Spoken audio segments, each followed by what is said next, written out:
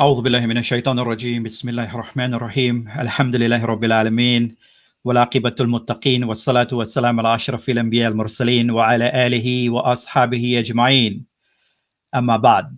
My brothers and sisters in Islam, Assalamu alaikum wa rahmatullahi wa barakatuh, and to all our viewers of other faith, I say good night and may God's guidance be with you.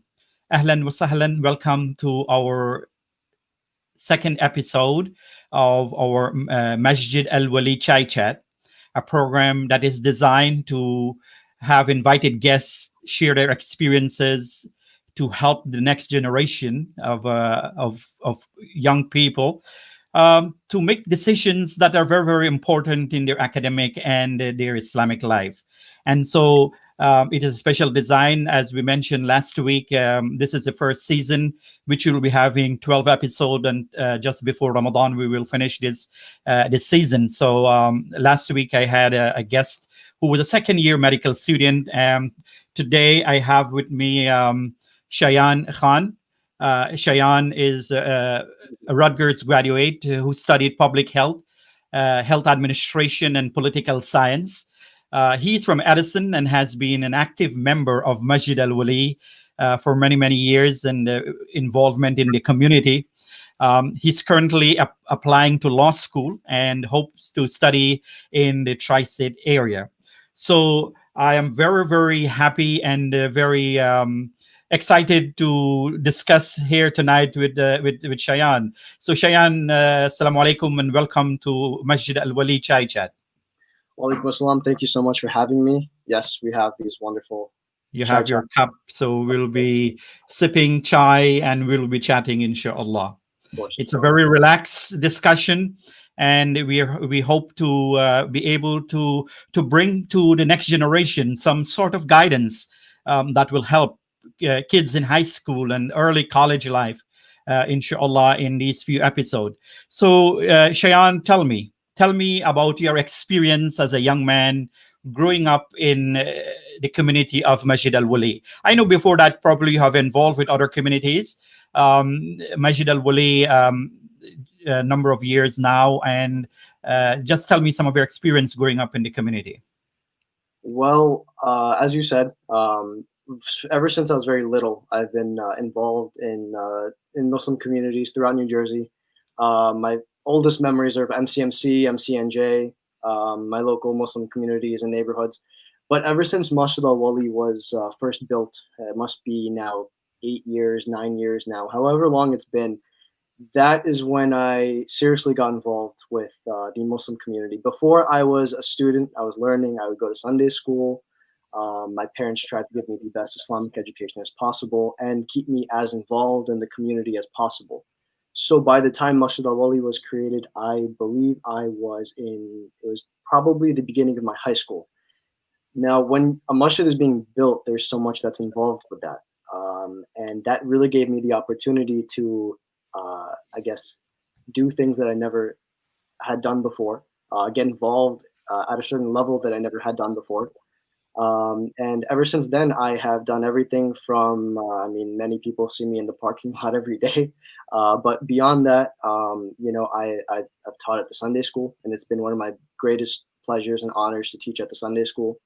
And through Masjid Al-Wali, I've had so many different experiences, whether it's volunteerism, fundraising, and it's really taught me a great many skills that I've used in college, that I used in high school, then college, and now I'm finally using in my adult life.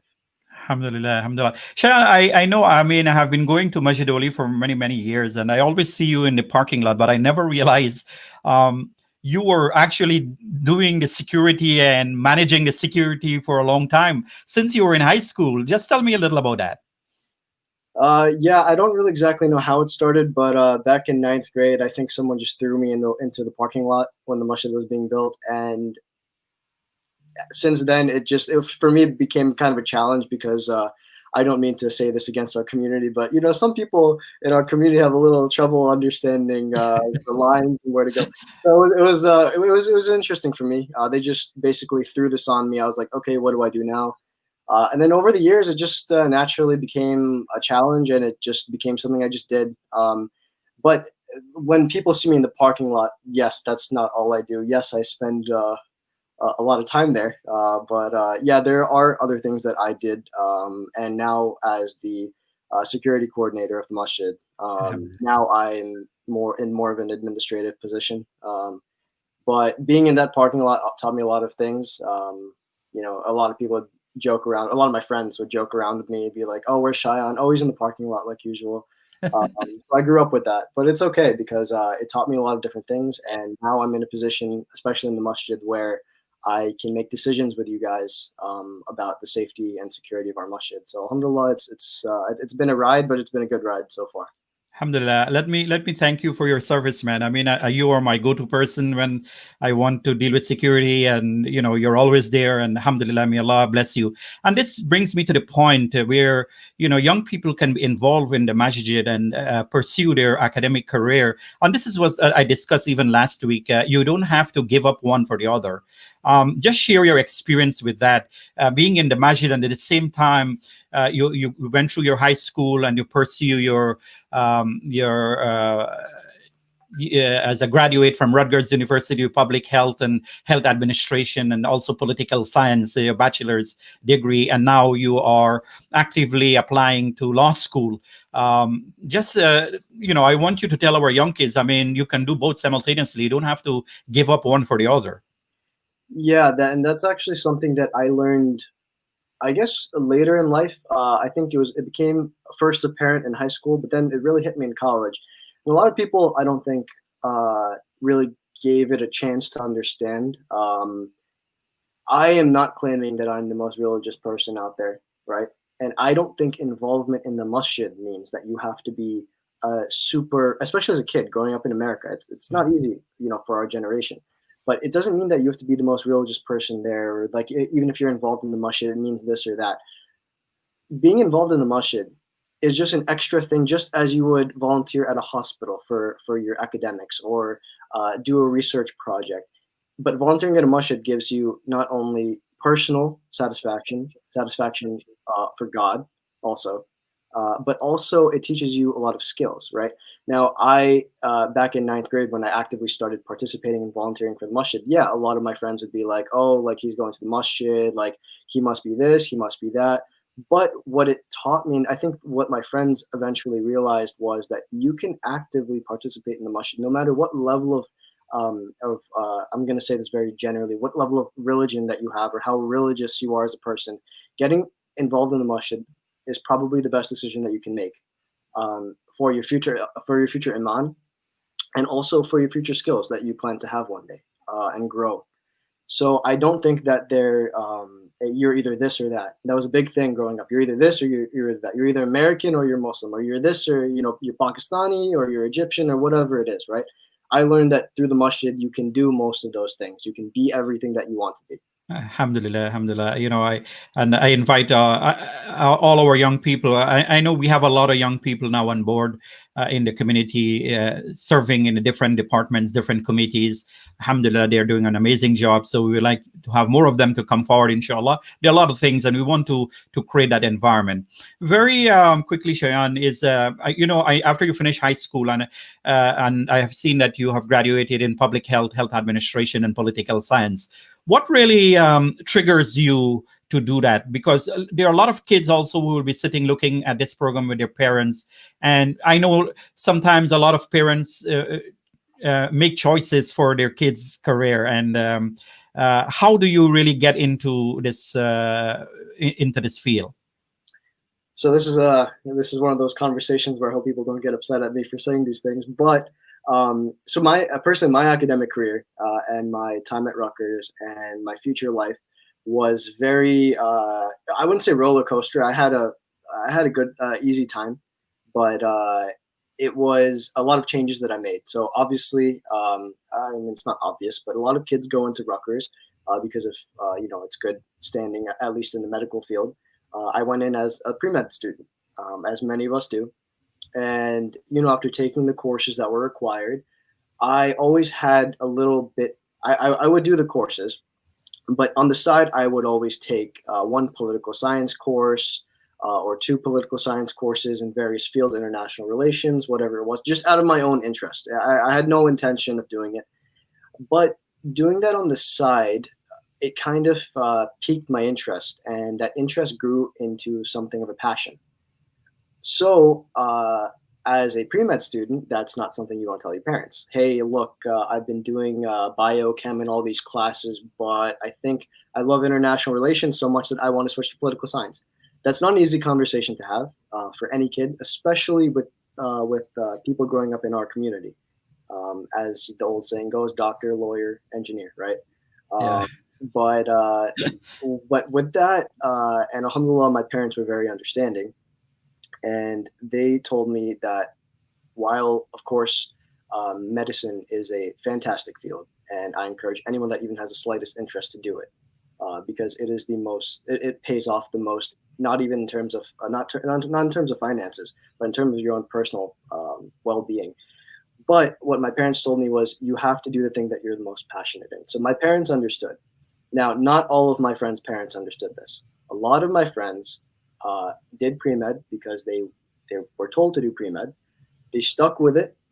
Uh, some of them finished it, although a lot didn't. If you're forced to do something that you don't like, you subconsciously create a aversion to it, right? You start to dislike it. It's like, oh, why am I doing this? Why am I spending my life on this?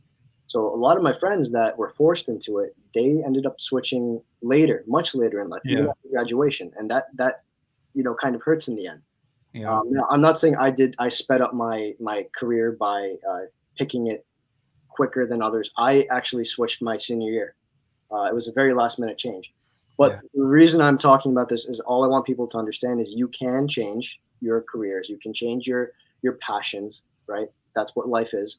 And while, yes, you have to use logic and reasoning to figure out what's best for your life, I really think that you need to do what you love and what you're passionate about. Otherwise, you will not be successful in that. That's a very good point. I know a lot of parents probably looking at this program with their kids. It's very important that they're, parents, we guide the kids to the things that are good. That's what parents are there for, to give guidance and to help and to aid.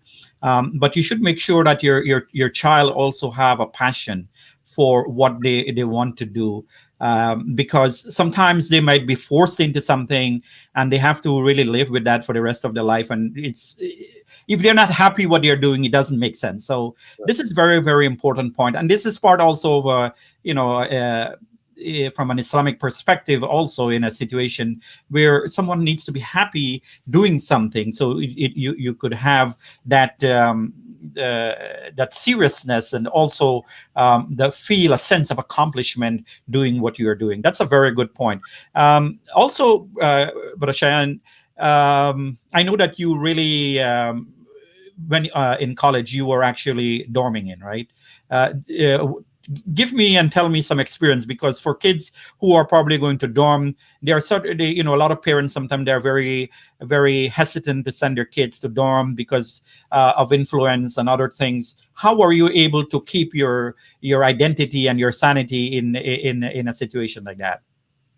So again, this question has many different parts to it.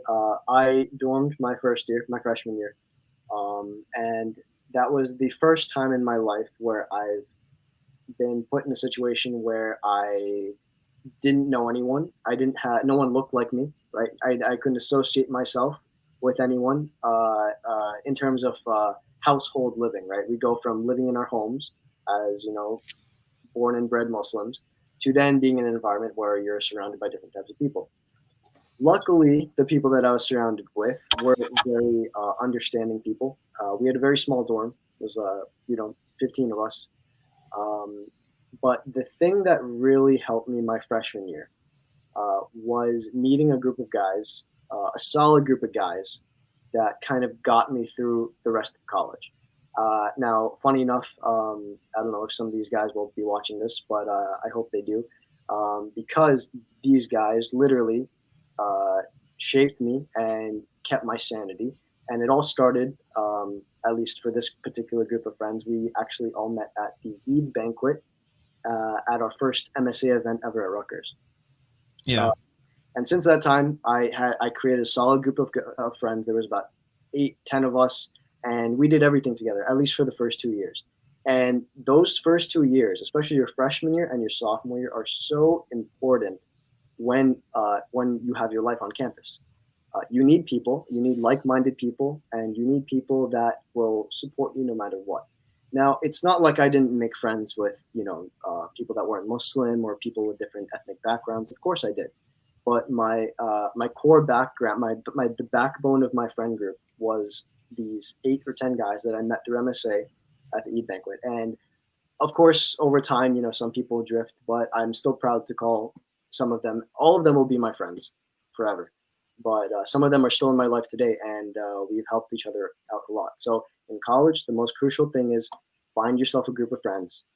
Don't do it alone. Don't go through college alone or try to. Right? You need to find friends, otherwise you're going to end up feeling lost at heart. Very good advice.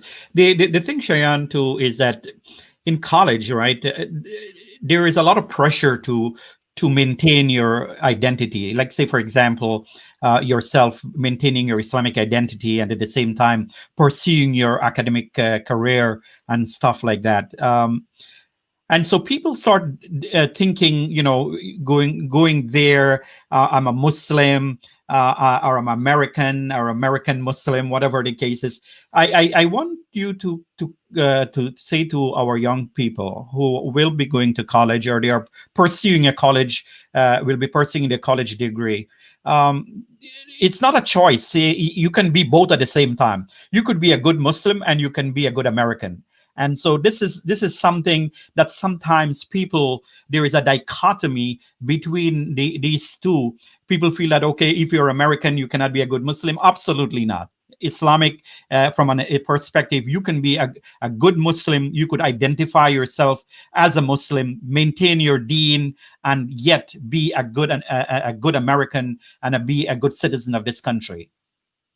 Yeah, that's actually a big thing. So Muslim kids growing up, especially my generation, and also your guest last week, Shahruk's generation, or that age group rather, we struggled with our identity to some extent, uh, and this constant, I wouldn't say battle, but this struggle between identifying as a Muslim and as an American. And a lot of people see it still to this day. They see it only as one way or the other. But going through college and even high school, you eventually realize, now that I'm in my adult life, I have realized that you can easily be both. Now, yes, there are differences in culture. There are differences in religion. Um, talking generally about religions here in America, but just because you are a Muslim does not prevent you from being any less patriotic to this country. This country has given us so much. It's given my parents so much. So I'm a proud American, and I'm proud to serve my country in any way I can. That's also part of the motivation why I chose law, right? I'm a Muslim. My first name is actually Muhammad, right? Now, everyone's used to calling me Shayan. I've gotten used to that. That's what my parents have always called me. Oh, it's That, funny. It's funny. I didn't even know that your first name is right. Muhammad. So a lot of people don't know that, because, and maybe it's not a good thing. Maybe I actually should have put today Muhammad Shayan Nizam. But everywhere I apply, whether it's to when I apply to Rutgers, when I'm applying right now, when I apply to my jobs, whenever I send anything, my name is always Muhammad S. Nizam, right? And to some extent, when I was growing up, that was kind of like oh, this is like a little awkward. Like, my name's Muhammad. Like, what if like someone says something? You know what I mean? Can I just go by Shayan or whatever? And eventually, I learned that while, yeah, I order Starbucks as Shay or whatever nicknames we say or whatever, Muhammad is me and that defines me, and I've come to accept that. And that's why I'm saying, being an American and being a Muslim are not two things where you have to pick one over the other. You can be both, right? And you're going to have to, in your life, when kids reach a certain age, when they start applying to their jobs, whatever. There's a lot of Muhammads out there. There's a lot of kids with like Muslim names that kind of think twice. But you need to understand that the world is changing. Today is a great day. Today was the day of our inauguration, and even today you see things changing so drastically that you didn't think possible 4 years ago. So, and I'm not saying that it was a switch that I flicked. It took me a while to come to terms Yeah. with my whole name and being proud of my name, but that's where I am in my life now, and I know that I can be a Muslim and I can also be an American, with my Mashallah. name as being Muhammad, my first name. Mashallah. I mean, again, this does not contradict you being a Muslim. This is something that people have to understand. And of course, people sometimes they feel your identity. You have to hide your identity. Sometimes people they name Muhammad, or they end up calling them Mo, and a short name and stuff like that. Identify yourself who you are, and be straightforward. Be a good citizen. At the same time, be a Muslim. Identify yourself who you are, because a Muslim is not one who harms someone, but who protect each other. And just to that point, in high school, actually throughout my entire education, even in college, my name was always Muhammad. Even in classes, I wasn't Shayan. I'm only Shayan to my friends, which is interesting because you would think for some people it'd be the other way. But in my classes, officially my name has always been Muhammad. So I just Yeah, want to make a point that yeah, you can don't be afraid of who you are. yeah. And while I have used nicknames and still do at the Starbucks line, that is your name, and you should be proud of it, especially in a very diverse and living in America that's changing so much. Absolutely. Let's talk maybe a minute or two on campus life, and I know a lot of kids, a lot of students sometimes not only struggle to maintain their identity, but there is a struggle for mental health. In college life, in campus life, how are you able to cope, and what experience you want to share with others? Because sometimes people feel that mental health is a taboo topic to talk about, but really, it's a reality. It exists even with your kids at high school, even at middle school. This is something parents have to be very, very cognizant of. And sometimes as I said, it becomes a taboo topic that we don't even want to touch. But mental health is real. I'm so happy that you bring that up because that is literally, I believe, probably one of the most important conversations that our community needs to have, even more than we already are doing. Yes, recently there's been a push to talk about mental health with students, with younger kids or whatnot. But really, there's not enough that's done. We need to talk about this. We need to address it more. It is a real thing, and it shouldn't be a taboo anymore. It should be a very open topic. Going to Rutgers, thankfully, uh, it was a more diverse school, right? I had friends of all types of backgrounds, right? So dealing with my own sanity, my own mental health at Rutgers became a little easier for me because, again, of that same friend group that I became friends with my freshman year.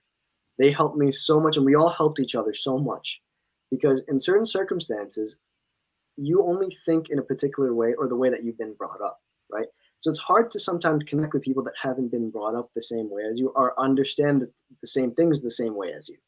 Yeah. So finding like-minded people or finding people similar to you that are thrust into the same situation together helps so much with kids dealing with mental health. And I know this from my own personal friends. A lot of them, because of their academics, because of the immense pressure from both school and their parents, it drove them absolutely crazy. And it's sad to see that, especially when they had strong friend groups that could have picked them up. But the biggest issue with my generation is that a lot of us, we don't talk about it. Why don't we talk about it? Because we're not used to talking about it at home. Even to Yeah. this day, I struggle sometimes to talk to my parents to the same extent that I would talk to my friends. Now, that's natural, right? There's nothing wrong with that. Obviously, sometimes you're going to be able to Yeah. talk more freely with your friends than your parents. But what parents also need to realize is it is not worth putting your kids under such immense pressure that I saw at Rutgers with my own friends, where it thrusts them to a point where they cannot continue in their particular fields, in their careers. And this is why so many of my friends, specifically in pre-med, dropped pre-med. It wasn't because they lack of interest. For some of them, it was just the immense pressure that was put on them. It was the timeline. It was many other things, many other aspects, not the actual coursework. So I think that talking about mental health with your peers is super important. And sometimes with peers, that's not enough. Sometimes you actually need to reach out and you need to talk to someone. And sometimes that's not your parent, and parents need to understand that that's okay. Sometimes for kids that need help, and this is more kids than you think, right? This is anyone. There's no threshold of, oh, I feel like this, so I'm there's something wrong with me, right? Yeah. You feel how you feel, and you need to express that. And if you can't do it with your peers, you have to find a way to get your emotions out and to talk about things that you want to. And if that's not with your parents, that's totally okay. Then you can also see professional help, and that's totally fine. Thank you so much, man. I think that's a very important topic. And probably, inshallah, what I will do, I will try to engage someone who is in this field of mental health, a young person graduated college and now doing this, maybe to give some ideas of how this can be dealt with. And inshallah, I will definitely put this on my agenda for one of the chai chat, inshallah. We have another 5 minutes. Just before we go to I have a rapid round of questions for you before I get to that. I know you've been applying to different schools, law school. So give me a minute or two about it. I mean, what you're hoping for and how that is playing out. So again, this is a very new experience for me because I grew up experiencing, or I grew up in a medical environment, and I have always been in my schooling. Um, I went in with the impression that one day I would graduate with pre med and go to medical school and whatnot. So this is a very new field for me, but I have to say I absolutely love it.